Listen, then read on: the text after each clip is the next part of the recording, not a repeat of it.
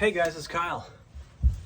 Out at the field, it's a Sunday afternoon. A couple guys still here. The wind picked up a little bit, but it's not bad. Pretty nice day. I wanted to do a quick video on a follow-up video on my when do we use the rudder video.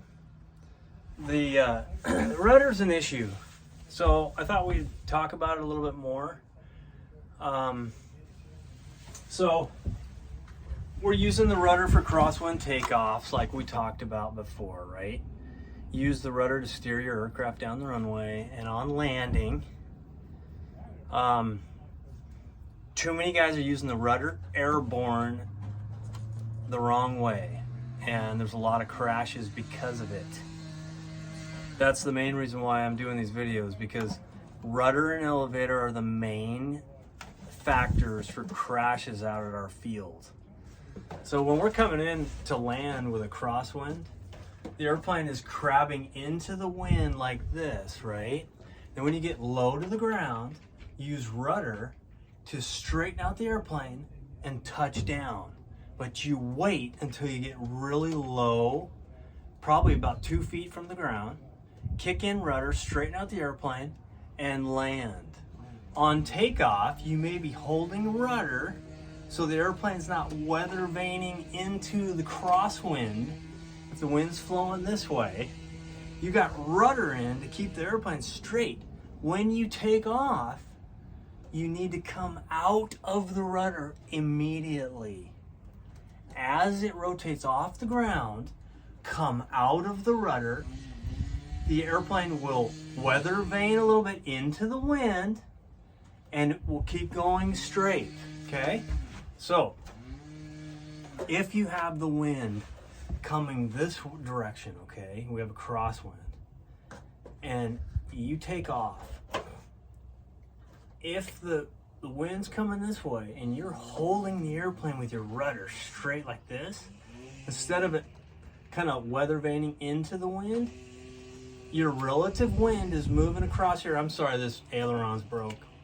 The wind's coming across, and if you're holding the airplane here when it should be here, weather vaning into the wind a little bit, look at this. The fuselage is blocking the wind from coming over to this wing. It changes the airflow over your wings if you yaw the airplane around. Okay, that's the problem. So when we take off, even in airliners, even in the big airliners, as soon as I take off the ground, I come out of the rudder.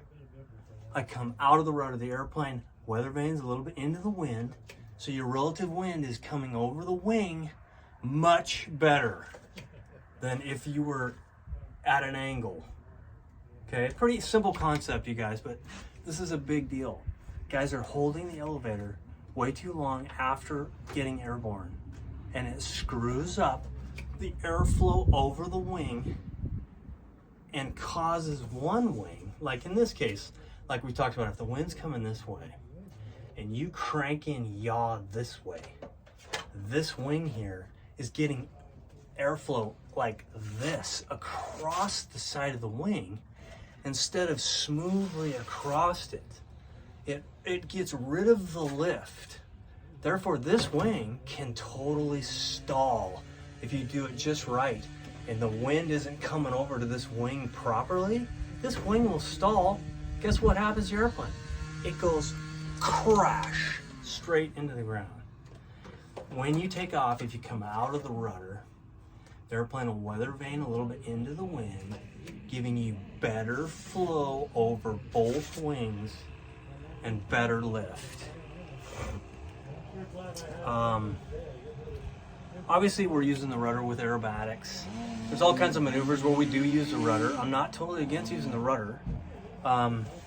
There is some coordination. Some airplanes, you use a little bit of rudder to coordinate your turns, but you don't need to do that. The biggest problem we have with RC airplanes when you're trying to use the rudder for coordinating a turn is you're always putting in way too much rudder. And that is bad.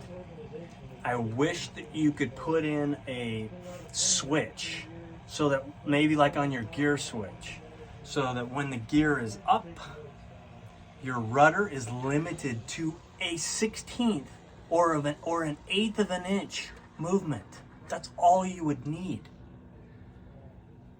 I don't like doing that because you're gonna forget. You're gonna forget to flip the switch back and you're not gonna have the rudder on landing.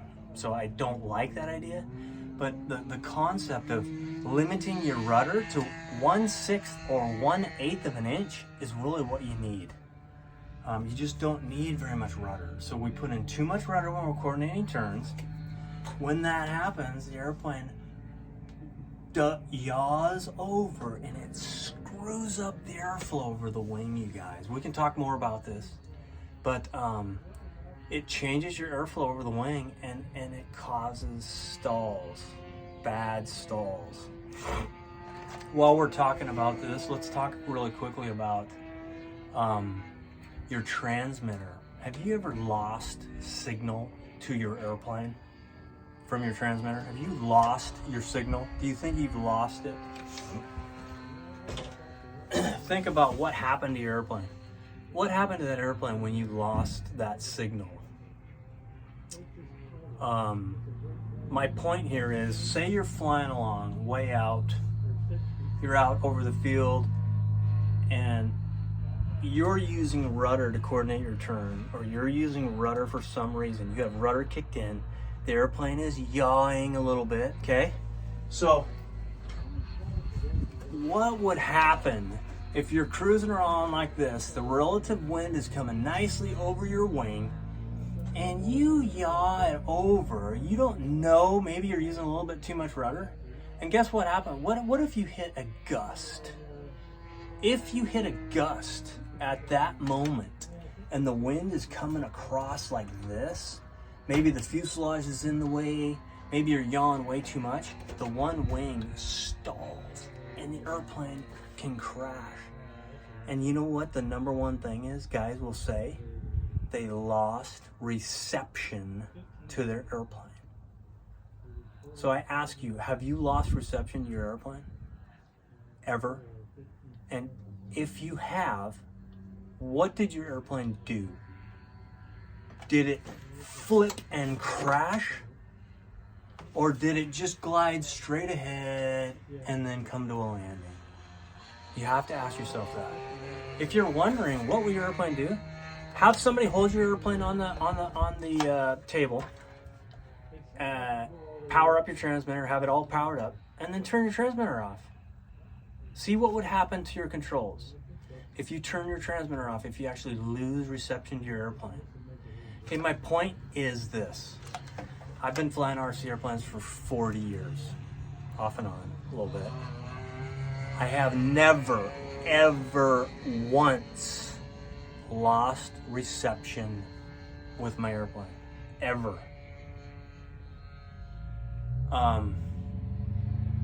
I'm fairly careful with receiver placement. I've had different transmitters over the years. I do, believe me, I know it's happened. I'm not saying it can't happen. What I'm trying to say here is that the FCC is not going to just certify these things willy-nilly.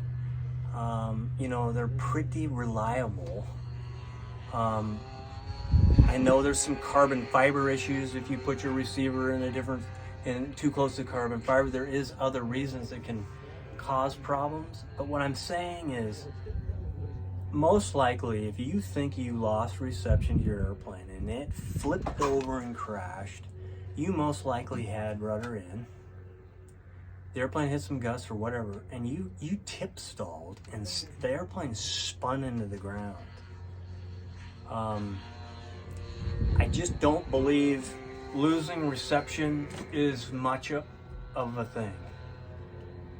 I believe that, okay, it's always been elevator has been the main cause, in my view, of crashes.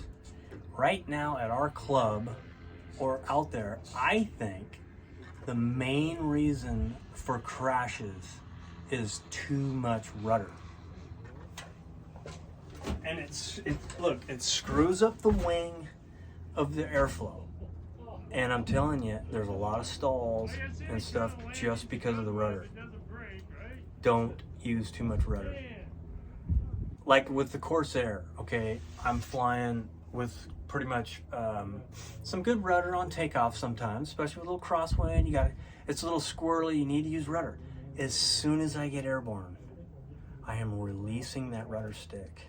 Let the airplane cruise into the wind a little bit, weather vane into the wind. Use your banking to keep whatever line you want to fly. And just remember to come off the rudder once you get airborne. It's a big deal, and there's a lot of crashes. Here's just a quick view here. Kind of a beautiful day. But we're kind of wrapping things up.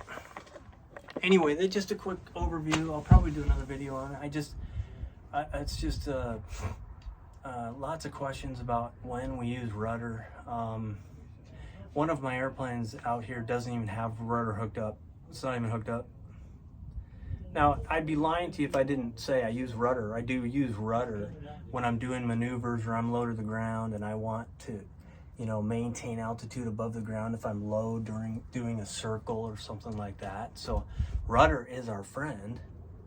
You just don't use it very much.